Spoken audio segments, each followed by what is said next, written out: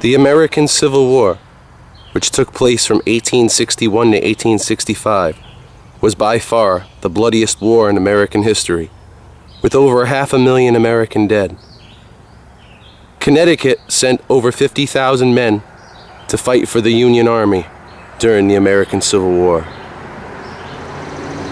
In this cemetery, in northeastern Connecticut, in a sleepy little town named Danielson, lies some of those brave men who fought during the American Civil War and gave their lives as the ultimate price for keeping this Union together. And here lies Augustus Truesdell, killed in the Battle of Antietam, the bloodiest day in American history, on September 17th, 1862. Age, 18 years, 10 months. And here lies Ezra Chamberlain of Company K, 17th Connecticut Volunteer Infantry. He died on July 11th, 1863, only a week after the Battle of Gettysburg. He was 23 years old. Here lies Sergeant Alva A. Hoare of Company A, 6th Connecticut Volunteer Infantry. Died on July 18th, 1863. And here lies Stephen H. Oatley, a member of Company G, the 18th Connecticut Volunteers. He was killed at Winchester, Virginia, on June 14th, 1863. He was 41 years old. And here is the grave of William Pickett from Company K of the 21st Regiment of Connecticut Infantry, killed at the Battle of Drury's Bluff on May 16th, 1864.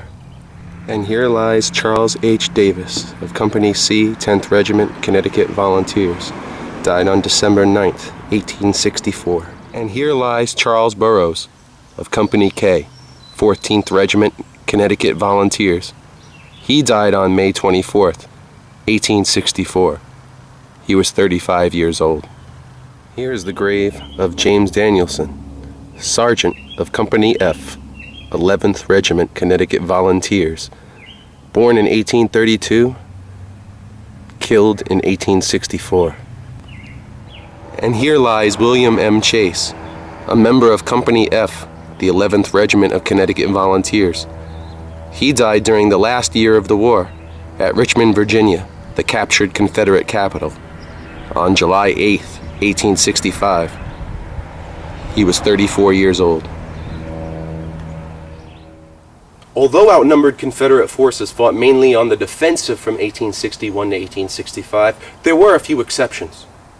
It was June of 1863, the third year of the American Civil War, and the Confederate Army of Northern Virginia, led by General Robert E. Lee, had just won a major victory over the Union at Chancellorsville. It was then that Lee decided upon a second invasion of the North. Lee hoped that this invasion of the North would not only upset federal plans for a summer campaign in the South, but it would also give his men the opportunity to live off the rich northern lands, thus giving the war-ravaged South a much-needed rest. Lee's 72,000-man army would also threaten the northern cities of Philadelphia, Baltimore, and even the capital of Washington, D.C. itself.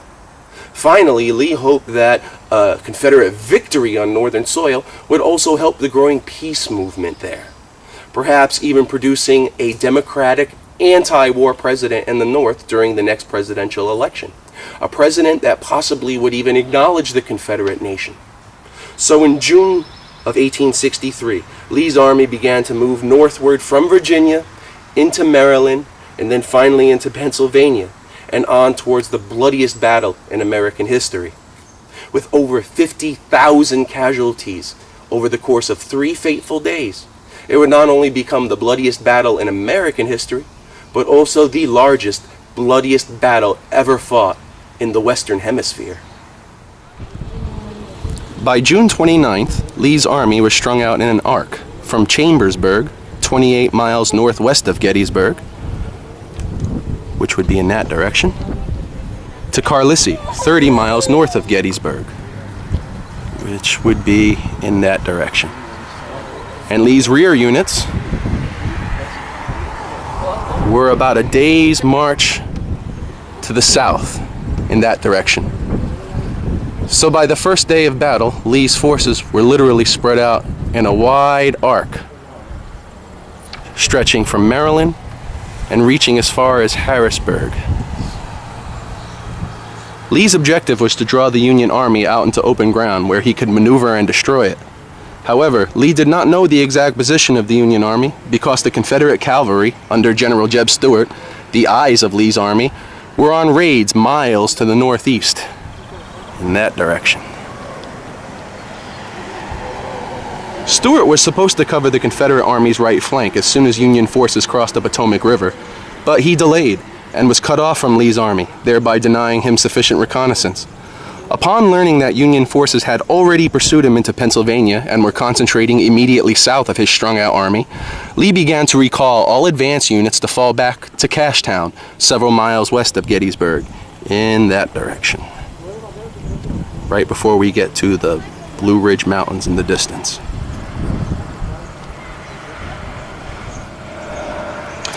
However, as fate would have it, all the roads back to Cashtown ran through Gettysburg, which by July 1st was being held by Union cavalry under General John Buford. Both armies wanted control of Gettysburg because it was a major road junction. During the Civil War, the side that controlled important junctions, whether they be railroad junctions, river junctions, or roadway junctions, often controlled supply lines and thus the battle. Here is the Lutheran Seminary building here at Gettysburg. It was atop this building that General John Buford, upon first entering Gettysburg, placed himself and surveyed the ground and realized the importance of the high ground that Gettysburg offered the Union defenses. On the morning of July 1st, General Buford laid out Union defenses on 3 ridges west of town, facing the majority of Confederate forces. The first major line was on Hare's Ridge, and we can see Hare's Ridge in the distance. We see the red roof with the white steeple. That was the first line of Union defense. The second line was on McPherson's Ridge. And then the third line was actually behind us on Seminary Ridge.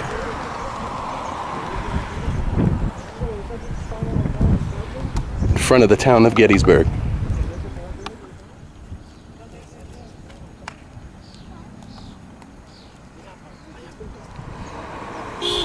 Although Buford was eventually supported by infantry under General John Reynolds, who would be killed by sniper fire that day, just south of the position we're at now, outnumbered Union forces were eventually pushed back east towards the town of Gettysburg behind us, finally being forced south beyond the town by additional Confederate forces descending upon Gettysburg from the north, which would have been Lee's advance units that were near Harrisburg. However, Union defeat on July 1st actually worked in the North's favor by pushing Federal forces back onto excellent defensive hills just south of the town by nightfall, hills that would continually be reinforced by the North and where most of the bloodshed over the following 2 days would occur. Here we are on East Cemetery Hill. At the end of July 1st, on the first day of battle, Lee understood the defensive potential to the Union if they held this high ground here on the northern side of Cemetery Hill. Union forces had been pushed back through town onto this hill. So General Lee sent orders to General Richard Ewell to take the hill with a disclaimer, if practicable. Ewell had recently replaced deceased Confederate hero Stonewall Jackson, a general well known for his aggressiveness. Unfortunately for the Confederacy, Ewell determined that such attack on the evening of July 1st was not practicable. And here we are at the crest of Cemetery Hill.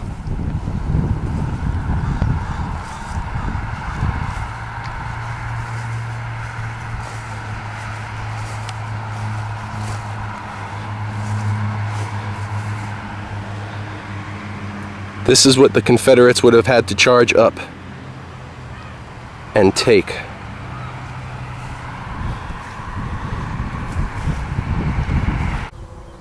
Had Ewell aggressively taken this hill on the night of July 1st, the Confederacy would have had the high ground, and Union forces would have been forced to desert their positions here, thus yielding the battlefield to the Confederacy. However, Ewell did not attack. By the morning of July 2nd, this hill would be heavily fortified with additional Union reinforcements that had arrived during the night. Here we are at the crest of Cemetery Hill, and here's a monument to Union General Hancock. Ironically, General Hancock's best friend was Confederate General Lewis Armistead, whose forces commanded the opposite side of the field during the three-day battle here at Gettysburg.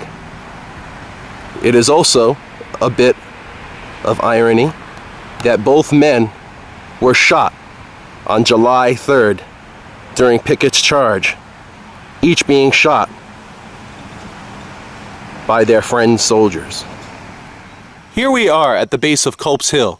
On the evening of July 1st, 1863, Confederate General Robert E. Lee gave General Richard Ewell orders to take both this hill, Culp's Hill, as well as Cemetery Hill, which we can see off in the distance, designated with the equestrian statue of Union General Winfield Hancock at its crest. Ewell was given orders to take both Cemetery Hill and Culp's Hill, if practicable.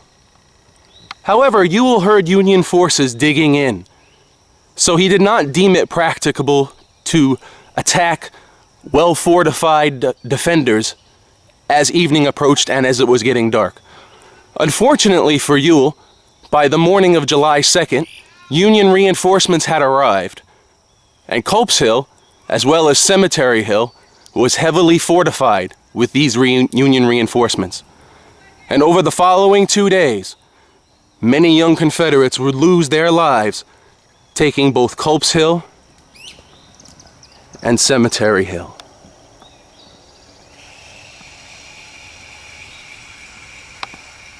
Here we are at the Peach Orchard. On the morning of July 2nd, General Lee decided to hit both flanks of the Union Army. Due to numerous delays, which were typical of Civil War-era armies, the assault against the Union right flank did not begin until early afternoon. It began with an assault by Confederate General James Longstreet's two divisions, under General John Hood and General Lafayette McLaws. The Confederates would have attacked in this direction, across the Peach Orchard, towards the center of General Dan Sickles' Union line.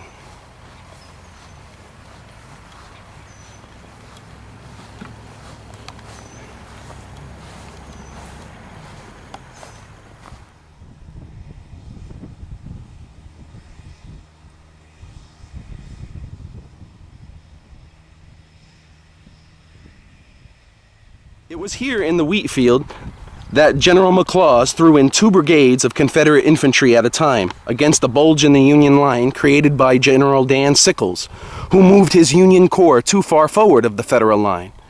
If the Union troops could be split in two here at the wheat field, the entire Federal line would have potentially collapsed. During one of the last phases of the assault around 6 p.m., Confederate General Williams Barksdale, a former congressman, went into battle, riding a horse at the front of his 1,600-man Mississippi Brigade, and assaulted a Union battery of artillery at the Peach Orchard, taking it within 5 minutes. General Barksdale's Mississippians stormed through the Peach Orchard and beyond, here, into the wheat field. Barksdale's men would storm beyond the wheat field, making it to Plum Rum Valley, just beyond this little hill. Finally, Barksdale's Mississippians were stopped at Plum Run by fresh Union reinforcements. During the engagement, the courageous Barksdale, who had personally spurred his men on, was shot from his horse.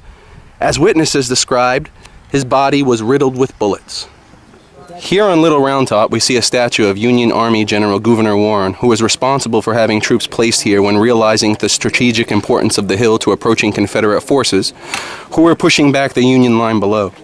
Thinking that Confederate forces were going to attempt a flanking attack to his left here on the extreme Union right flank, Warren had a few artillery rounds shot into the tree line towards the southwest of the hill.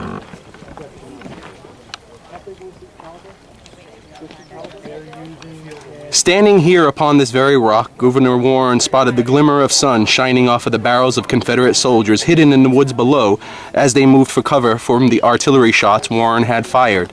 Seeing this, General Warren knew the Confederates were indeed coming for Little Round Top. With Union forces falling back both in the Peach Orchard and in the wheat field, Confederate forces under General Hood assaulted Union positions here at Devil's Den. The corresponding rocks looked exactly the way they did to both sides over 150 years ago. Although changing hands several times, Union forces were pushed back from Devil's Den onto rock-strewn open ground in Plum Run Valley.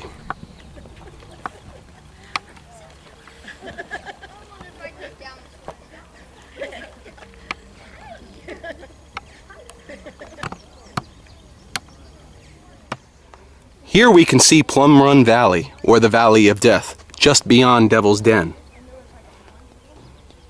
It is through this area that Confederate forces had to make an uphill assault here at Little Round Top. As you can see, the rocky terrain here did not allow for the typical rank and file of Napoleonic movements practiced by both armies during this era. Instead, Confederate soldiers attacked in this area, using modern military techniques of soldiers independently moving from rock to rock for effective cover, and firing individually at will upon the Union line at the crest of the hill. Pushing the Federals up the hill, Texas Confederates began sliding to the left. And they had begun to flank the Michigan Federals up there when they were literally saved at the last minute by reinforcements from the 140th New York Regiment, which pushed the Texans back down the hill and successfully saved Little Round Top. Here we are on top of Little Round Top on the western side. From up here you can see the strategic importance Little Round Top had for the Union forces, being the extreme left flank of the Union line. This is the view defending Union forces would have had of assaulting Confederate units, as they would have come up and over Devil's Den and through the Valley of Death below us. Confederate soldiers literally ran from boulder to boulder, seeking cover as they assaulted Union positions up on this hill. Many Confederates would die in an attempt to take the hill.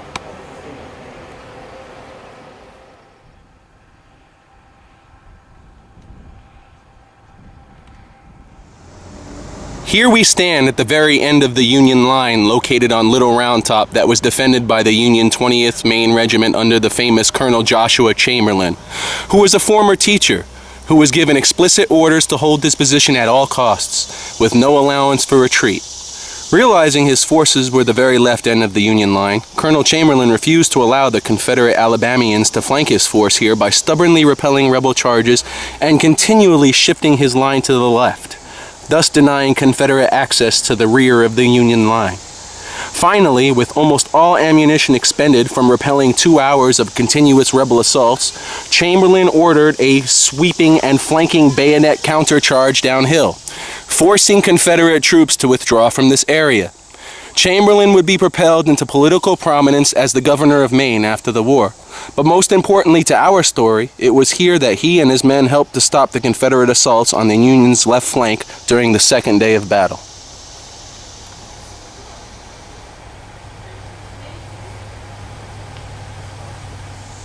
And here we are at Little Round Top, behind stone walls that Chamberlain's men would have hid behind, as Confederate forces came up the hill attacking them. Here's the view Chamberlain's men would have had. Of course, in the 1860s, there was less underbrush and undergrowth, so you could see a little bit further out. But this is the view the men would have had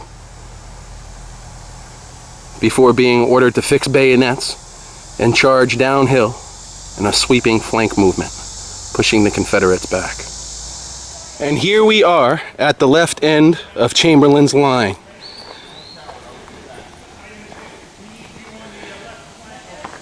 Here's the L, which means left flank of Chamberlain's line. And the view Chamberlain's men would have had as Confederate forces would have charged up the hill to break the Union line here on the very, very end of the Union left flank.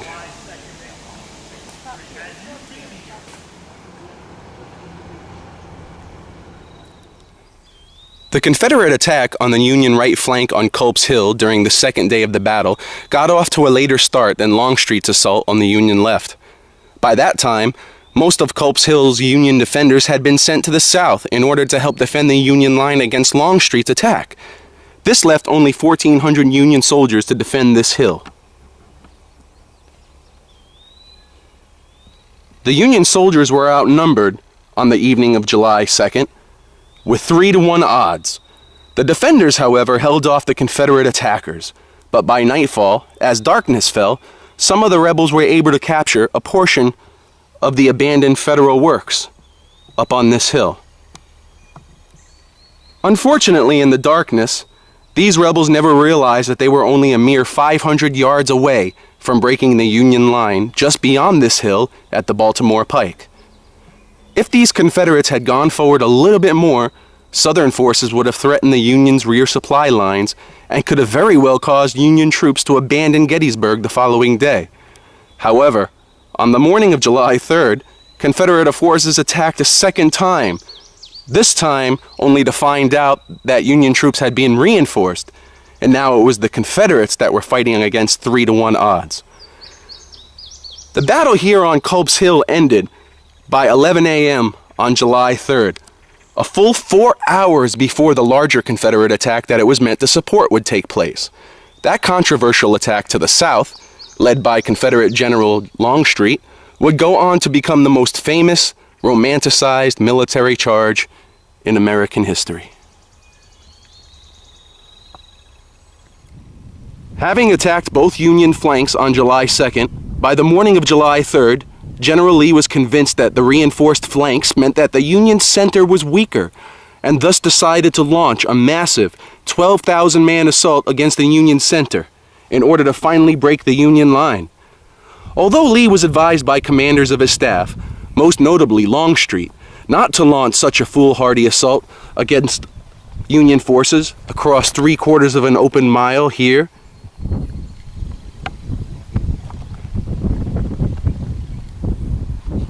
Lee decided, however, it was his only available option. So much ammunition, as well as lives, had been expended during the first 2 days of battle that Lee realized his forces only had enough for one more fight on northern soil.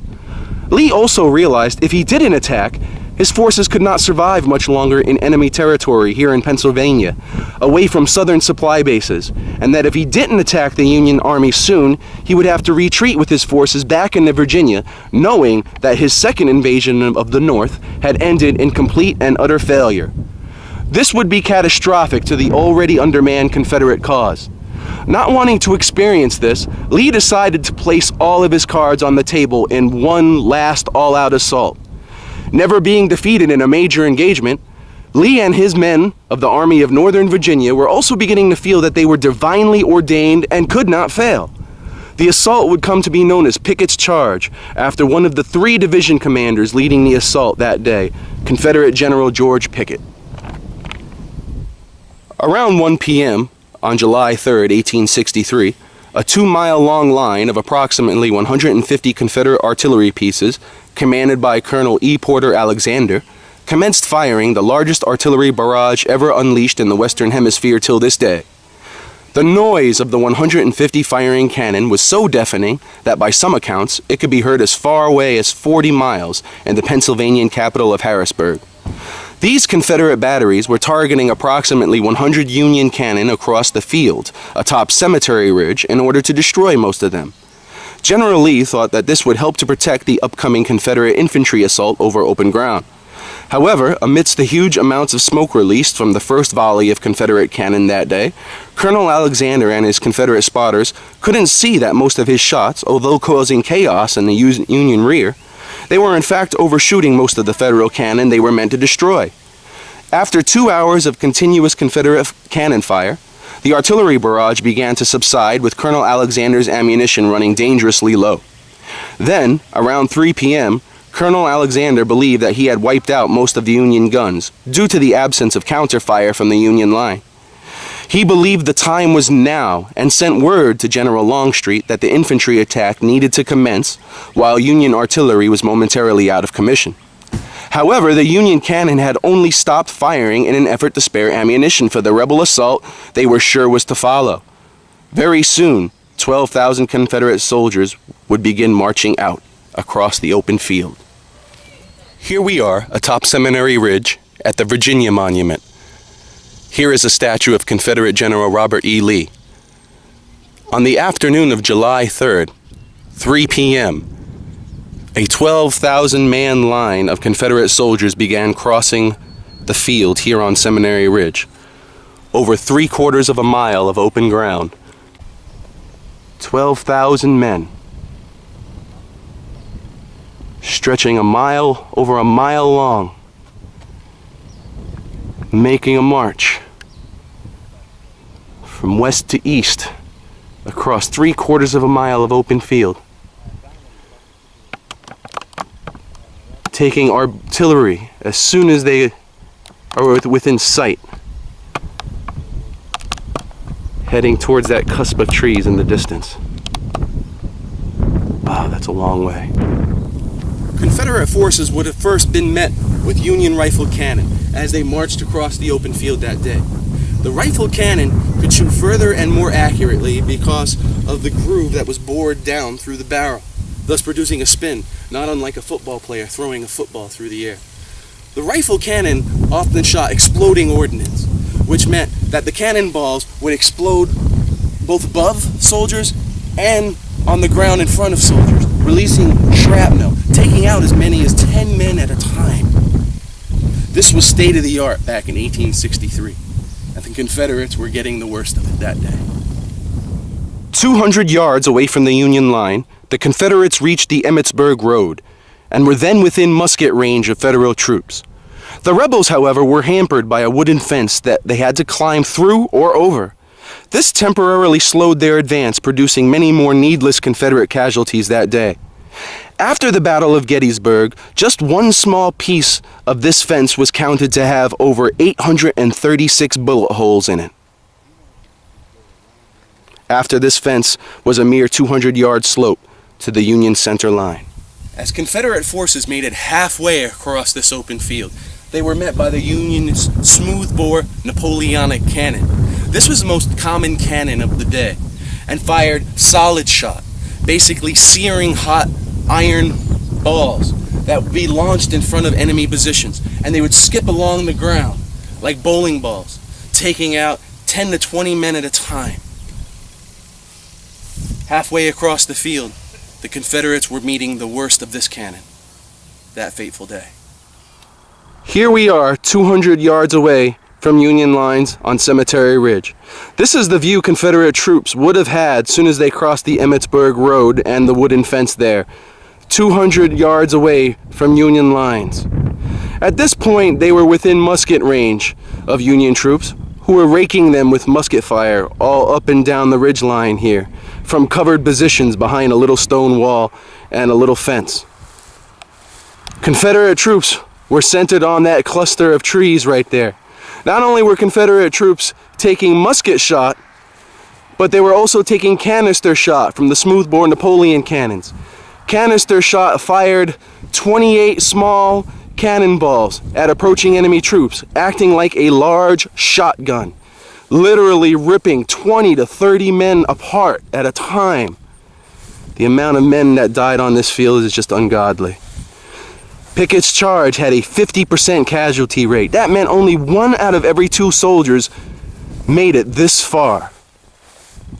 Fewer more would make it past that clump of trees.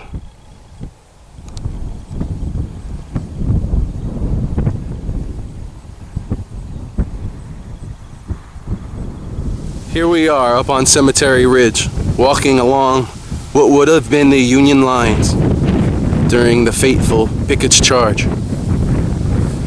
One cannot understate the heroism of Union troops. How intimidating it must have looked to them as they saw over 12,000 Confederate soldiers marching in perfect order towards them, being hit by cannon fire left and right, taking musket shot once they reached the wooden fence in the distance. How intimidating it must have been, yet they held their ground, knowing that this battle here in Pennsylvania would determine the fate of the war in the Eastern Theater. Many a brave Union man fell here, defending the Union lines against the Confederate onslaught. Here we are on Cemetery Ridge, at the part of the Union line called the Angle. This is also considered the high water mark of the Confederacy, for Confederate forces under General Lewis Armistead actually broke Union lines at this point. His men had control of this area only for a little while, as they were not supported by other Confederate units, and the Union units that had been pushed back were soon reinforced. It is at this spot that General Lewis Armistead fell on the field that day. He was shot over a Union artillery piece that was placed here, as he and his men, in a vain effort, tried to wheel the artillery piece around to fire upon Union troops.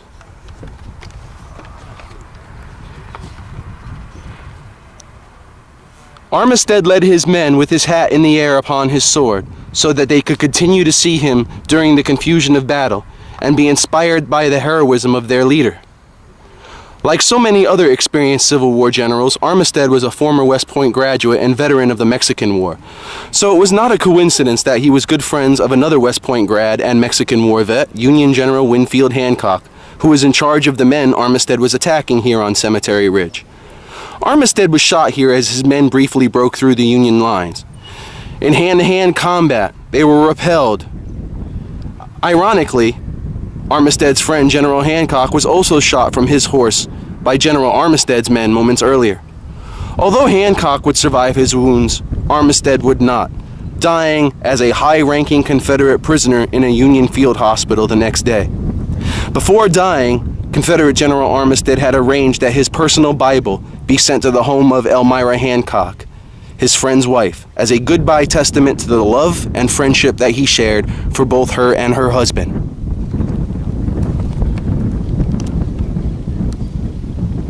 Pickett's charge had a 50% casualty rate, meaning only 1 out of every 2 soldiers were not killed, wounded, or captured that day.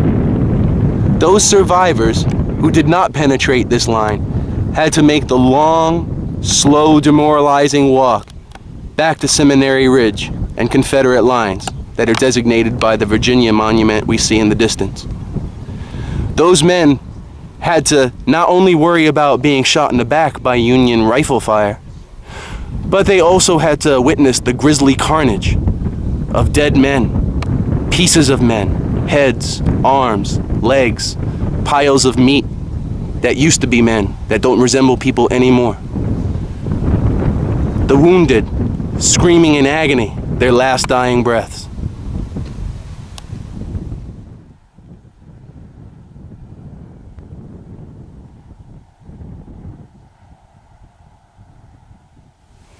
Here we are at the Command's Honored Monument.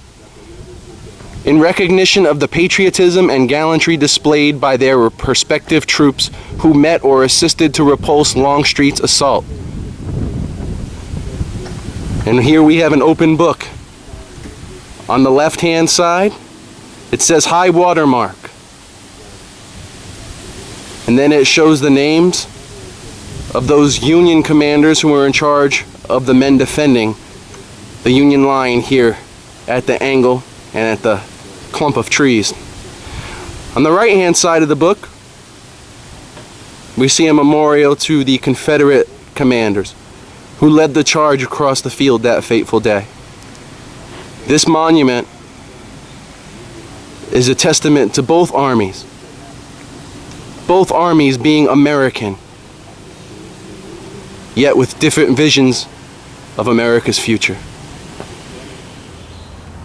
In 3 days here at Gettysburg, General Robert E. Lee lost over 1/3 of his army, completely dashing any talks for peace or foreign support the Confederacy may have had.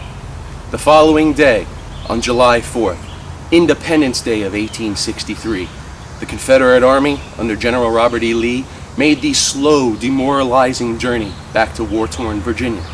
And although President Abraham Lincoln was upset with Union commanding General George Meade, that he did not pursue the Confederates, the North had won a major victory nonetheless. As a matter of fact, the first major victory in the Eastern Theater, thus turning the tide of the American Civil War in the North's favor. The American experiment of democracy would survive.